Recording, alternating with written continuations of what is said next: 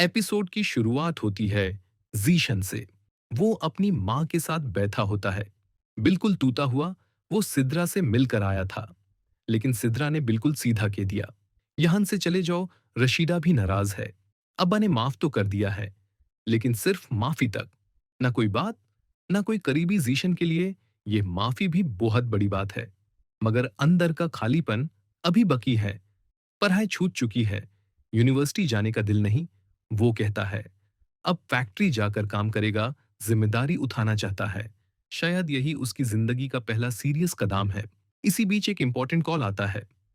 अब्बा ने संडे को सबको डिनर पर बुलाया है। पूरा खानदान ये सुनकर लगता है जैसे बरसों की नाराजगी थोड़ी थोड़ी पिघल रही हो।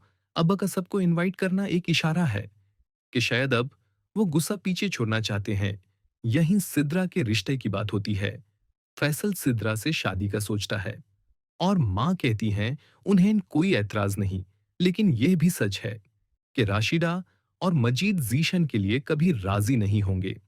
सिद्रा मासूम है, इसलिए उसकी जिंदगी के फैसले बहुत सोच समझ कर होने चाहिए।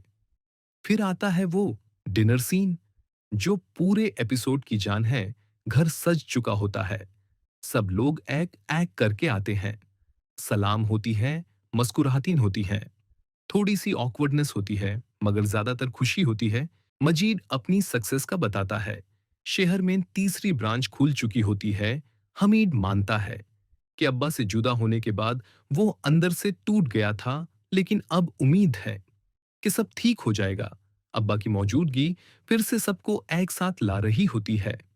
इसी गैदरिंग में सिद्रा और फैसल की बात होती है। फैसल अपनी गलती मानता है, माफी मांगता है और सिद्रा को सपोर्ट देने की बात करता है। लेकिन सिद्रा बहुत स्ट्रांग जवाब देती है। वो कहती है यूज किसी की हमदर्दी नहीं चाहिए और ना ही किसी का बोझ हल्का करने के लिए। शादी उसका यकीन सिर्फ खुद पर है। वो अपने माँ बाप का सहारा बनना चाहती है।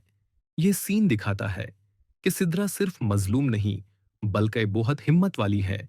घर के अंदर छोटी छोटी नोकझोंक भी चलती रहती है। किचन में सब मिलकर काम करते हैं।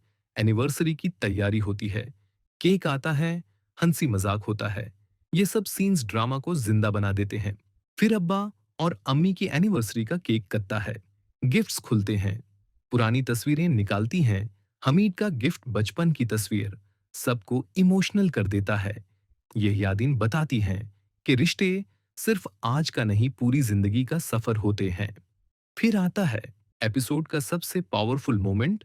हमीद और रशीदा कहते हैं कि वो वापस इसी घर में रहना चाहते हैं, लेकिन अब्बा एक बिल्कुल अनएक्सपेक्टेड फैसला सुनाते हैं। वो कहते हैं कि जिंदगी में सिर्फ जोड़ना नहीं, बांटना भी सीखना होता है।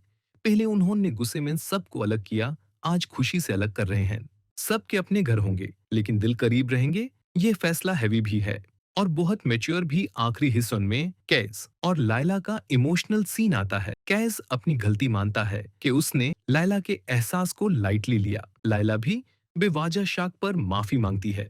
दोनों वादा करते हैं कि वो भी बिल्कुल अब्बा और अम्मी की तरह जिंदगी भर एक दूसरे का साथ देंगे। एपिसोड का एंड एक सिंपल लेकिन गहरी बात पर होता है। अगर जिंदगी में तुम बांटना सीख लो तो जोड़ना खुद हो जाता है, चाहे वो दौलत हो, इज्जत हो या रिश्ते। अगर आप पाकिस्तानी ड्रामास के शॉर्ट और इमोशनल रिव्यूज देखना चाहते हैं तो ड्रामा शॉर्ट्स को सब्सक्राइब करना ना भूले। मिलते हैं नेक्स्ट रिव्यू के साथ।